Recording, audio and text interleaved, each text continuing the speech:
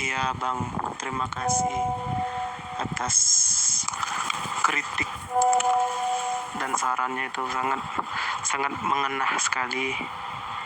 Sebenarnya sih itu tujuan saya sebenarnya, terkait tentang pemikiran barat, filsafat barat. Memang pada dasarnya filsafat itu ilmu berpikir, ilmu logika. Akan tetapi ada yang berbeda dari filsafat barat dan filsafat Islam, itu beda.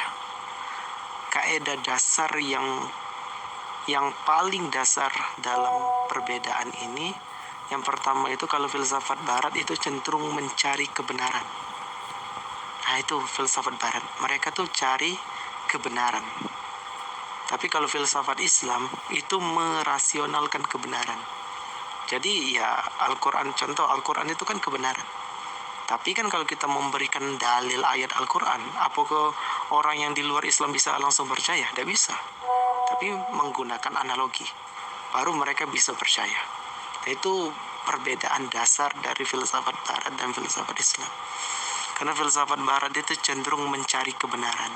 Nah, dari sini, dari kata dasar ini, mencari kebenaran ini, nah, setiap orang itu nanti akan mendapatkan perspektif yang berbeda-beda kalau menggunakan metode filsafat barat.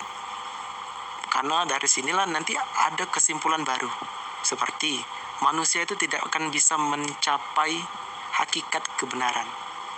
Hakikat kebenaran itu ya di mata Tuhan. Ini kalau kita mendalami pikiran ini agak sedikit lebih jauh nanti. Nanti dari sini manusia itu tidak bisa sampai kepada hakikat kebenaran. Tapi kalau di filsafat Islam tidak. Manusia bisa mencapai hakikat kebenaran kalau dia bisa percaya Al-Quran dan hadis itu. Karena itu kebenaran mutlak gitu. Nah, dari sini nanti ada manusia tidak sampai ke hakikat kebenaran. Setelah itu kebenaran itu berbeda tergantung sudut pandang ya. Setelah itu tidak tahu kebenaran. Nah, kalau sudah masuk ke dalam tidak tahu kebenaran ini, biasanya masuk ke dalam skeptisisme. Skeptisisme itu adalah sebuah sikap meragukan sesuatu, segala sesuatu. Jadi segala sesuatu ini diragukan. Apakah yang saya lihat ini begini. Makanya orang itu kalau sudah masuk ke skeptis itu antara dua kemungkinan. Satu ateis, yang kedua itu agnostik. Masuknya ke daerah situ. Itu skeptisisme. Nah, ciri-ciri orang yang melakukan skeptisisme ini, dia ragu dengan segala sesuatu.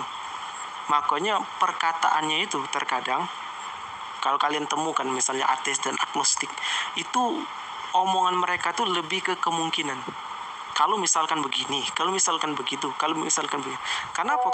Karena mereka itu sudah logikanya itu terkadang sudah dia tidak bisa menempatkan sesuatu pada tempatnya. Berpikirnya sudah seperti itu. Jadi makanya misalkan begini, misalkan begitu. Kalau teman-teman sudah melihat seperti ini, itu sudah masuk ke daerah skeptisisme, ragu dengan segala sesuatu. Iya, kita ini begini, kita ini begitu. Ya. Kalau teman-teman mau lihat ciri-ciri orangnya, coba masuk ke dalam grup filsafat. Kalau sudah pikirannya sudah aneh-aneh, itu sudah masuk ke daerah skeptis. Ya seperti itu.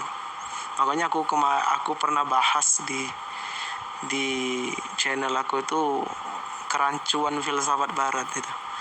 Aku cuman mengkritisi kaidah dasarnya saja. Karena menurut aku kaidah dasarnya ini nanti menjerumuskan orang itu ke dalam lagi. Manusia itu tidak bisa sampai kepada hakikat kebenaran. Kebenaran itu hanya di mata Tuhan. Nah, setelah itu kebenaran itu tergantung sudut pandang. Nanti kayak nyelam lagi ke dalam. Setelah itu tidak tahu dengan kebenaran. Setelah itu ragu dengan kebenaran. Nah, kalau sudah ragu dengan kebenaran ini seperti itulah. Makanya dalam filsafat aku kemarin pernah bahas, itu ada namanya filsafat teori kebenaran. Nah, itu membahas tentang kebenaran itu seperti apa, bagaimana, begini. Itu aku bahas panjang lebar sebenarnya. Kebenaran itu ada berapa. Setelah itu di dunia ini ada yang namanya kebenaran, ada namanya perbedaan, ada yang namanya kesalahan. Ateis dan agnostik terkadang tidak ngerti itu. Mereka tidak ngerti mana benar, tidak ngerti mana beda, dan tidak ngerti yang mana salah. Itu terkadang terjadi. Bukan cuma itu, bukan ateis dan agnostik saja, tapi orang beragama juga terkadang bingung itu. Yang mana sesuatu itu disebut benar, yang mana sesuatu itu disebut beda, yang mana sesuatu tersebut disebut salah. Itu terkadang tidak ada paham. Itu kan misalkan itu, sholat subuh 2 rakaat misalkan. Sholat subuh 2 rakaat itu kebenaran. Nah, kunut dan tidak kunut itu perbedaan. Karena ada nas yang menggunakan kunut, ada yang tidak menggunakan kunut, itu ada nasnya. Ini disebut perbedaan. Berarti perbedaan dalam sudut pandang. Nah, kesalahan itu adalah sesuatu yang dimana dia itu memang di luar konteks itu sendiri. Sholat subuh 3 rakaat, wah, dari mana hadisnya? Dari mana sudut pandangnya ini bisa terjadi? Wah, tapi kan ini perbedaan penafsiran. Tidak ada seperti itu. Sholat subuh dari dulu sampai sekarang ya 2 rakaat. Tiba-tiba orang belakangan mengatakan 3 rakaat, itu dari mana? Nah, ini contoh. Jadi artinya ada yang namanya kebenaran, ada yang namanya perbedaan, ada yang namanya kesalahan gitu. Dan orang zaman sekarang itu aku lihat terkadang tidak ngerti itu. Mana benar, mana beda, yang mana salah gitu. Terkadang kebenaran itu ditinggalkan, yang mana terkadang juga perbedaan itu diperselisihkan. Padahal perbedaan itu hanya sama sebenarnya, hanya berbeda sudut pandang saja. Dan yang mana kesalahan itu memang di luar dari konteksnya, terkadang dijadikan sebuah perbedaan. Ini kan kebatilan itu kan terkadang terjadi dah. Makanya itu juga sesuai sih sebenarnya dengan hadis Nabi dah.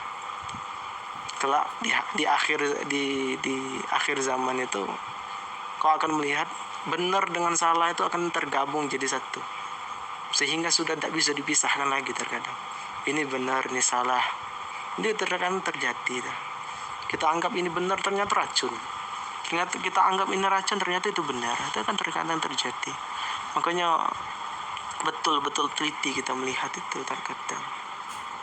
Ya, terima kasih Bang atas sarannya. Nantilah kapan-kapan aku ada sedikit bahas itu. Ada kelemahan dari filsafat barat. Aku sih lebih senang memisahkan antara filsafat barat dengan Islam itu. Ya, contohnya kaidah dasarnya sudah beda katakan.